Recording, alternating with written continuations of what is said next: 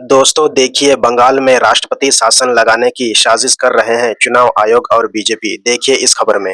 बिहार के बाद 12 राज्यों में एसआईआर करवाने का ऐलान किया गया, जिनमें 4 चुनावी राज्य थे और इन चारों राज्यों में सबसे अहम राज्य था पश्चिम बंगाल, जहां एसआईआर की प्रक्रिया सबसे पहले शुरू हुई और अभी भी चल रही है, जिसने राज्य का सियासी पारा चढ़ा दिया है। एसआईआर को लेकर चुनाव आयोग और सीएम ममता बनर्जी के बीच टकराव बना हुआ है और यह टकराव इतना बढ़ गया कि मामला सुप्रीम कोर्ट तक जा पहुंचा और अब ये मामला ऐसे मोड़ पर आ गया है जिससे कई सवाल खड़े हो रहे हैं। सबसे बड़ा सवाल कि क्या ये प्रक्रिया समय रहते पूरी हो पाएगी, क्योंकि किसी भी हाल में पश्चिम बंगाल में 7 मई से पहले विधानसभा का गठन होना जरूरी है। अगर 7 मई तक चुनाव की प्रक्रिया समाप्त नहीं होगी तो संवैधानिक संकट खड़ा हो जाएगा। इसके बाद सिर्फ एक ही विकल्प बचता है और वो है राष्ट्रपति शासन। तो क्या पश्चिम बंगाल में लगेगा राष्ट्रपति शासन? क्या टल जाएगा बंगाल का चुनाव? तो जिन 5 राज्यों में विधानसभा चुनाव होने हैं उनमें सबसे महत्वपूर्ण राज्य पश्चिम बंगाल है, क्योंकि इस राज्य में लोकसभा की 42 सीटें हैं, जो 5 चुनावी राज्यों में सबसे ज्यादा है। और अगर बात पूरे देश की करें तो पश्चिम बंगाल लोकसभा सीटों के मामले में देश में तीसरे नंबर पर आता है।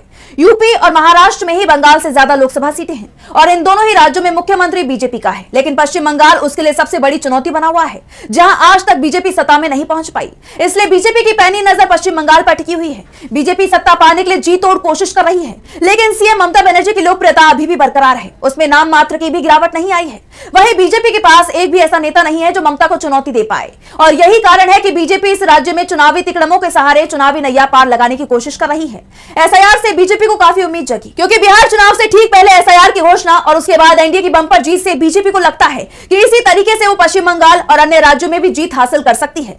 आपको ये बात तो पता ही होगी कि बिहार में चुनाव का ऐलान होने से पहले जितने भी सर्वे सामने आ रहे थे उसमें आरजेडी नेता तेजस्वी यादव नीतीश कुमार से 3 गुना ज्यादा लोकप्रिय थे, लेकिन एसआईआर के बाद सब कुछ बदल गया। इसलिए बीजेपी पश्चिम बंगाल में भी एसआईआर को लेकर बड़े सपने पाले हुए हैं, लेकिन सीएम ममता बनर्जी जिस प्रकार आक्रामक होकर सड़क से लेकर सुप्रीम कोर्ट तक एसआईआर की प्रक्रिया में खामियों को उजागर कर रही है, उससे चुनाव आयोग और केंद्र सरकार लगातार सवालों के घेरे में है।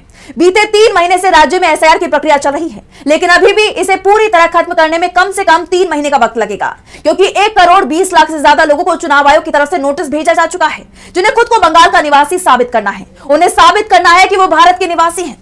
कहा जा रहा है कि लगभग 70 लाख लोगों ने इसके प्रमाण दे दिए हैं, लेकिन अभी भी 50 लाख लोग बाकी हैं। इस प्रक्रिया को तेजी से आगे बढ़ाने के लिए सुप्रीम कोर्ट ने पिछले दिनों एक आदेश जारी किया था। कोर्ट ने लोगों को अपना नाम जुड़वाने के लिए भरपूर समय देने के लिए अहम फैसला किया है। कोर्ट ने चुनाव आयोग को निर्देश दिया है, एसआईआर चुनाव की अंतिम तिथि तक चल सकता है। 28 फरवरी तक तय किए गए दावों के साथ अंतिम मतदाता सूची प्रकाशित की जाए, जिसके बाद सप्लीमेंट्री लिस्ट जारी होगी। नामांकन से 10 दिन पहले तक नाम जोड़ने का काम चलता रहेगा। कोर्ट ने साफ किया कि 14 फरवरी से पहले इलेक्ट्रॉनिक या फिजिकल माध्यम से जमा किए गए सभी दस्तावेज स्वीकार किए जाएंगे और सप्लीमेंट्री लिस्ट को भी मुख्य फाइनल इलेक्टोरल रोल का हिस्सा माना जाएगा।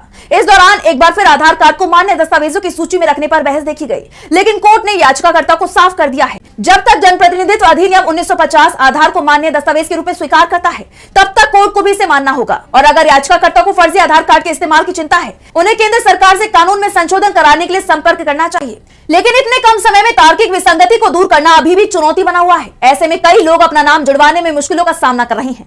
हालांकि कोर्ट ने संविधान के अनुच्छेद 142 के तहत अपनी विशेष शक्तियों का इस्तेमाल करते हुए इसके लिए अहम आदेश दिया है। कोर्ट ने कहा है कि एसआईआर के लिए 3 साल के अनुभव वाले सिविल जजों को भी ड्यूटी में लगाया जाए और अगर फिर भी न्यायिक अधिकारियों की कमी होती है तो पड़ोसी राज्यों से उपलब्ध कराने की अपील की जाए। आपको बता दें कि जिन मामलों में सुप्रीम कोर्ट को लगता है कि न्याय पूरा नहीं हुआ है या फिर कुछ गलत हो रहा है, तो उनमें आर्टिकल 142 का इस्तेमाल कर आदेश जारी किया जाता है। यहाँ कलकत्ता हाईकोर्ट के चीफ जस्टिस सुजॉय पॉल ने सुप्रीम कोर्ट को एसआईआर के बकाया काम और उसके लिए कम समय बाकी होने के हिसाब से न्यायिक अधिकारियों की कमी होने की जानकारी दी थी, लेकिन अब कोर्ट के इस आदेश के बाद एसआईआर के लिए अब झारखंड और ओडिशा के सेवानिवृत्त और मौजूदा न्यायाधीशों की भी मदद ली जाएगी। यानी सुप्रीम कोर्ट ने भी एसआईआर प्रक्रिया को समय सीमा में पूरा करवाने की ठान ली है।